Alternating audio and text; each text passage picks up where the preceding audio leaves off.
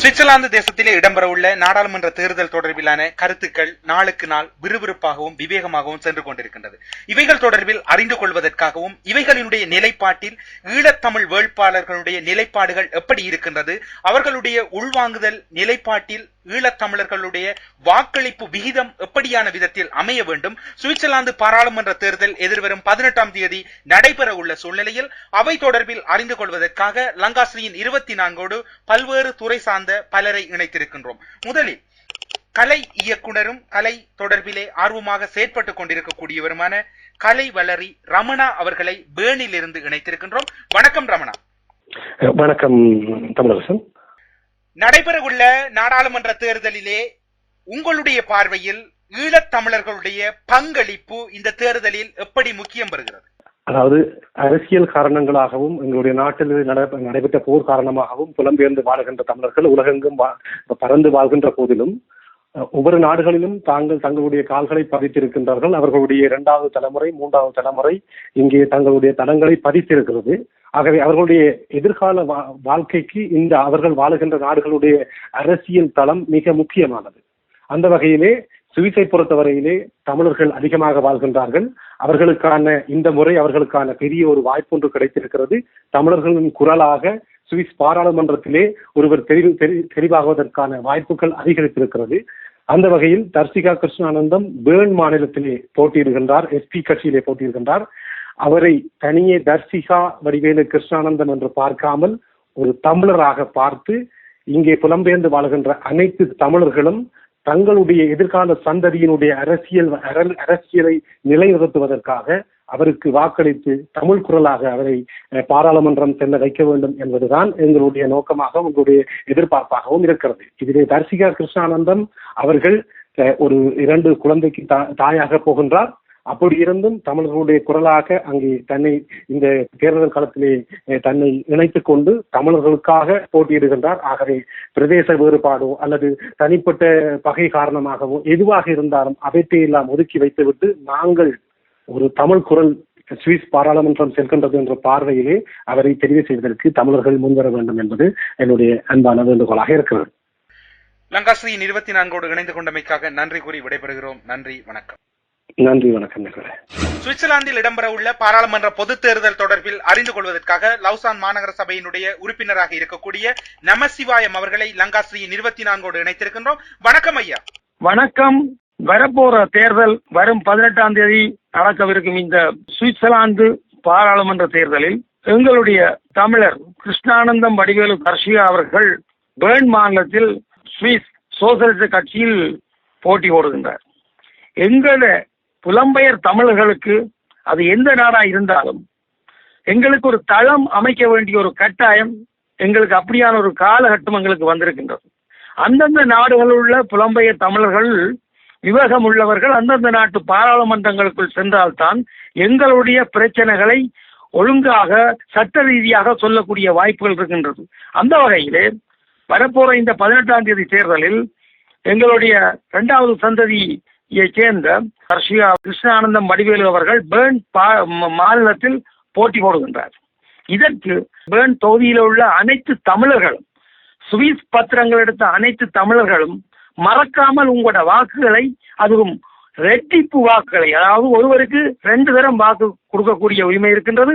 ஆகவே அவ்வளவு தமிழர்களும் நீங்கள் ஒற்றுமையாக அந்த வாக்குகளை பதிவு பண்ணீர்கள் என்று சொன்னால் கட்டாயம் எங்களுடைய தமிழினத்தின் முதல் பாராளுமன்ற அங்கத்தவராக தர்சிகா அவர்கள், அதாவது சுவிட்சர்லாந்து பாராளுமன்றத்தின் படிகளில் காலை வைப்பார்.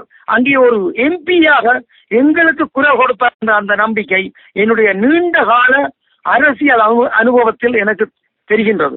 ஆகவே அனைத்து எங்களுடைய உறவுகளே, பேர்ன் மாநிலத்தில் வாழும் தமிழ் மக்களை நான் பணிவாக கேட்டுக்கொள்வது, உங்கள் எந்த சிரமத்தையும் பார்க்காமல் இன்னும் சில நாட்கள் தான் இருக்கின்றன. ஆகவே அந்த வாக்குகளை அழியுங்கள். அப்படித்தான் நீங்கள் மறந்தாலும் வெள்ளி சனிக்கிழமை என்றால் அந்தந்த ரிமைண்டர்கள் போய் அதுக்குரிய லெட்டர் பாக்ஸில் உங்களோட வாக்குகளை அந்த என்வலப்பில் ஒழுங்காக பதிவு செய்து போடுங்கள் என்று உங்களை பணிவுடன் கேட்டுக்கொள்கின்றேன். வணக்கம், நன்றி. சுவிட்சர்லாந்து நாட்டினுடைய பாராளுமன்ற தேர்தலுக்கான நாட்கள் மட்டுமே மிகுதமாக உள்ள நிலையில் புலம்பெயர்ந்து வாழக்கூடிய ஈழத்தமிழர்களின் ஒரு பகுதியினர் சுவிட்சர்லாந்து தேசத்திலே வசித்து வருகின்றார். இவர்களோடு நீண்ட நெடு காலமாக சமூக சமய பணிகளில் ஈடுபட்டு வந்திருக்கக்கூடிய லுசன் துர்க்கையம்மன் ஆலயத்தினுடைய பிரதம குருக்கள் சசிதர குருக்கள் அவர்களை லங்காஸ்ரீயின் 24 இணைத்திருக்கின்றோம். வணக்கம் ஐயா. வணக்கம். புலம்பெயர்ந்த தமிழர்களுடைய நீண்ட நெடுகாலமாக சுவிட்சர்லாந்து தேசத்திலே உங்களுடைய சமூக சமய பணிகளிலே ஈடுபட்டு வருகின்றீர்கள்.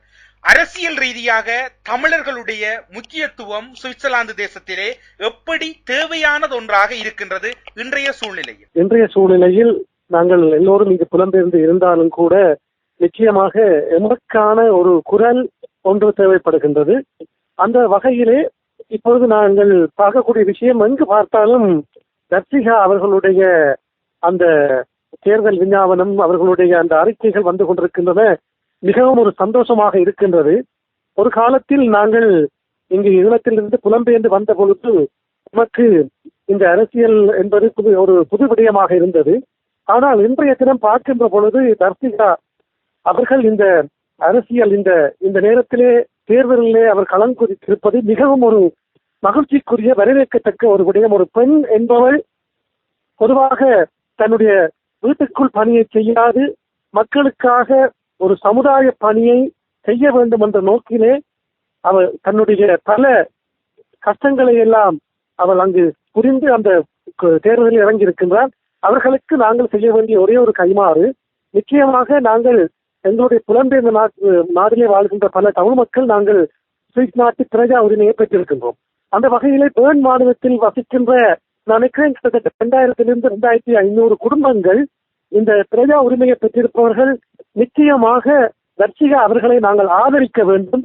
ஒருமித்த குரலாக நாங்கள் ஒற்றுமையாக நாங்கள் செயற்பட்டு தர்சிகா அவர்களை இந்த கட்சியிலே நாங்கள் அவர்கள் தனது காலை பறிக்க நாங்கள் எங்களுடைய பூர்ண ஒத்துழைப்பை வழங்க வேண்டும். மேலும் இந்த எஸ்பி கட்சியை பொறுத்த வரையிலே எங்களுக்காக இந்த வெளிநாட்டவர்களுக்காக மிகவும் பாடுபட்டு கொண்டிருக்கின்ற ஒரு பிரதான கட்சியாக இருக்கின்றது. எங்களை நாடு விட்டு நாயகத்துக்கு அனுப்புகின்ற அந்த செயற்பாடுகளை தடுத்து மற்றும் எமக்கு அகதிகளுக்கு தேவையான அடிப்படை உரிமைகளை அடிப்படை வசதிகளை செய்யக்கூடிய ஒரு அமைப்பாக இந்த கட்சியாக இந்த எஸ்பி கட்சி இருக்கின்றது. அந்த கட்சியிலே எங்களுடைய நாட்டைச் சேர்ந்த அந்த பெண் இந்த தேர்தலில் இறங்கியிருப்பது வரவேற்கத்தக்க விடயம். நாங்கள் அவர்களுக்கு எல்லோருமாக சேர்ந்து ஒருமித்து ஒத்துழைத்து வேறு பாரபட்சங்களை மறந்து நாங்கள் எல்லோருமாக தர்சிகா அவருடைய கரத்தை வலுப்போமாக. அதுதான் நாங்கள் இந்த காலத்திலே செய்யக்கூடிய மிகப்பெரிய உதவியாக இருக்கு. லங்காஸ்ரீயின் 24 இணைந்து கொண்டமைக்காக நன்றி கூறி விடைபெறுகிறோம். நன்றி, வணக்கம். நன்றி, வணக்கம். நன்றி. சுவிட்சர்லாந்தின் பாராளுமன்ற தேர்தலில் ஈழத் தமிழர்களுடைய பிரவேசம் எந்த அளவில் ஈழத்தமிழர்களுக்கு முக்கியமானது ஒன்றாக இருக்கின்றது, இதில் ஈழத்தமிழர்களுடைய வாக்கு பலம் எப்படி இருக்க வேண்டும், அவர்களுடைய நிலைப்பாட்டின் தன்மைகள் எப்படியான சூழ்நிலைக்குள் நகரவிருக்கின்றது, இதனுடைய தாற்பயங்கள் எப்படி இருக்க போகின்றது என்பது தொடர்பில் அறிந்து கொள்வதற்காக இலக்கியவாதியாக இருக்கக்கூடிய பொலிகை ஜெயா அவர்களை லங்காஸ்ரீயின் 24 செவிகளோடு இணைத்திருக்கின்றோம். வணக்கம் ஜெயா. வணக்கம் லங்காசிரி. வணக்கம். உங்களுடைய பார்வையில் இடம்பெறவுள்ள பாராளுமன்ற தேர்தலில் தமிழர்களுடைய பிரதிநிதித்துவம் எந்த அளவில் முக்கியம் பெறுகின்றது? ஆமாம், நல்ல கேள்வி. அதாவது புலம்பெயர் நாட்டிலே அயல் நாடுகளிலே சில உறுப்பினர்கள் இருக்கிறார்கள். ஆனால் சுவிஸை பொறுத்தளவிலே அரசியல் ரீதியாக இதுவரையிலே எங்களுடைய இலங்கையிலே 1948 இருந்து இன்று வரை நடைபெறும் தமிழர் மீதான அநியாயங்கள், இழப்புக்கள், கொலைகள் போன்றவற்றை ஆதாரங்களுடன் இந்த சுவிஸ் பாராளுமன்றத்திலே அதை தெளிவாக எடுத்துச் சொல்லி எங்களோட பிரச்சனைகளை கொண்டு சென்று உலகமயமாக்கி ஒரு விடிவை காண்பதற்கான ஒரு நிகழ்ச்சி நிரலோ அதாட்டால் ஒரு அரசியல்வாதியோ இதுவரை இல்லை. அந்த வகையிலே தற்பொழுது இந்த மாதம் நாடு தழுவிய ரீதியிலே நடைபெறும் சுவிஸ் தேர்தலிலே எமது தர்சிகா என்ற தமிழ் பெண் அவருக்கு இந்த ஒரு சந்தர்ப்பம் கிடைத்திருக்கிறது. இது பெரிய ஒரு வரப்பிரசாதம். எனவே அந்த வகையிலே உங்கள் கேள்வியின்படி இது ஒரு நல்லொரு அருமையான ஒரு வாய்ப்பு சுவிஸ் பேர்ன் தமிழ் மக்களுக்கு. எனவே இந்த தர்சிகா ஏழவே வந்து பல உதவிகளை தமிழ் மக்களுக்கு செய்துள்ளார். அது மட்டுமல்ல, எங்களுடைய விடயங்களை இந்த புலம்பெயர் அரசியல்வாதிகளுடனும் மற்றது அதிகாரிகளுடனும் பேசினதை நானும் நேரே பார்த்தேன். அந்த வகையிலே இவர் ஒரு மிக மிக ஒரு அருமையான ஒரு செயல் வடிவம் உள்ளவர். அந்த வகையிலே இந்த வேண் மாநிலத்து பிரஜா உரிமை பெற்ற தமிழ் மக்கள் ஒட்டுமொத்தமாக இந்த தர்சிகாவை பாராளுமன்றத்துக்கு அனுப்பி எமது பிரச்சனைகளை ஆதாரத்துடன் எடுத்து இந்த மக்கள் மத்தியில கொண்டு செல்வதற்கும் உலகுக்கும் காட்டுவதற்கு இது ஒரு நல்ல ஒரு வாய்ப்பாக அமைகிறது. இணைந்து கொண்டமைக்காக நன்றி கூறி விடைபெறுகிறோம். நன்றி, வணக்கம். நன்றி, வணக்கம். சுவிட்சர்லாந்தின் பாராளுமன்ற தேர்தலுக்கான நாட்கள் அண்மித்து விட்டன. தேர்தலினுடைய நிலைப்பாட்டில் பல்வேறுபட்ட மாறுபட்ட சூழ்நிலைகள் நாளுக்கு நாள் அதிகரித்துக் கொண்டிருக்கின்றன. ஈழத்தமிழ் வேட்பாளர்களுடைய பங்களிப்பு இதில் அதிகரித்திருக்கின்றது. இந்த பங்களிப்பினை ஈழத்தமிழர்கள் எப்படி பயன்படுத்த வேண்டும் என்பது தொடர்பில் அறிந்து கொள்வதற்காக லங்காஸ்ரீயின் 24 செவிகளோடு இணைத்திருக்கின்றோம் ஊடகவியலாளர் சந்தவராஜா அவர்களை. வணக்கம் சந்தவராஜா. வணக்கம். உங்களுடைய பார்வையில் சுவிட்சர்லாந்தின் பாராளுமன்ற தேர்தலை எப்படி அவதானிக்கின்றீர்கள்? ஈழத்தமிழர்களுடைய பிரவேசத்தினை இப்பொழுது புலம்பெயர்ந்த தமிழர்களுடைய 2வது தலைமுறை எழுச்சி பெற்று வருகின்ற இந்த சூழ்நிலையிலே இந்த தேர்தல் வந்திருக்கின்றது. இந்த தேர்தலிலே சோசலிச ஜனநாயக கட்சியின் சார்பிலே தூண் பிரதேசத்திலிருந்து பேர்ன் மாநிலத்திலே தர்ஷிகா கிருஷ்ணானந்தம் வடிவேல் அவர்கள் போட்டியிடுகின்றார்கள். ஏற்கனவே சுவிஸ் நாடாளுமன்ற தேர்தலிலே போட்டியிடுவதற்கு 1-2 தமிழர்கள் முயற்சி செய்திருந்தாலும் கூட அது இதுவரை வெற்றி அளிக்கவில்லை. ஏற்கனவே லுட்சன் மாநிலத்திலே லதன் சுந்தர்லிங்கம் அவர்கள் போட்டியிட்டிருந்தார். அவரால் தேர்தலிலே வெற்றி பெற முடியாமல் போய்விட்டது. மாறி வருகின்ற சூழல்கள், புதிய விழிப்புணர்வுகள், இந்த சூழ்நிலைகளுக்கு மத்தியிலே தர்ஷிகா அவர்களுடைய தேர்தல் பிரவேசம் இடம்பெற்றிருக்கின்றது. இம்முறை அவருடைய தேர்தல் பிரவேசத்தை ஒட்டி ஒரு விழிப்புணர்வு ஏற்பட்டிருப்பதை நாங்கள் அவதானிக்க முடிகின்றது. 2வது தலைமுறை இந்த நாட்டினுடைய அரசியலிலே தங்களுடைய குரலும் ஓங்கி ஒலிக்க வேண்டும் என்கின்ற ஒரு நிலைப்பாட்டை அவர்கள் கொண்டிருக்கின்றார்கள்.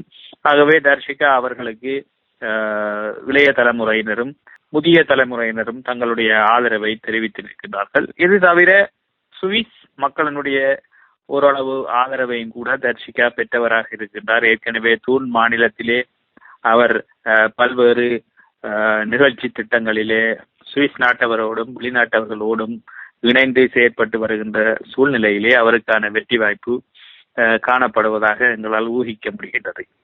புலம்பெயர்ந்த தமிழர்கள் தாயகத்திலே அரசியலிலே எங்களை போன்ற முதிய தலைமுறையினர் ஈடுபட்டு வருகின்ற அந்த வேளையிலே புலம்பெயர்ந்த நாட்டிலே தங்களுடைய பங்களிப்பு இருக்க வேண்டும், அது தங்களால் மாத்திரமே ஆற்றப்பட வேண்டும் என்கின்ற ஒரு நிலைப்பாட்டை அவர்கள் கொண்டிருக்கின்ற அதன் வெளிப்பாடாகத்தான் இந்த தேர்தல் பிரவேசத்தை நாங்கள் பார்க்க வேண்டும்.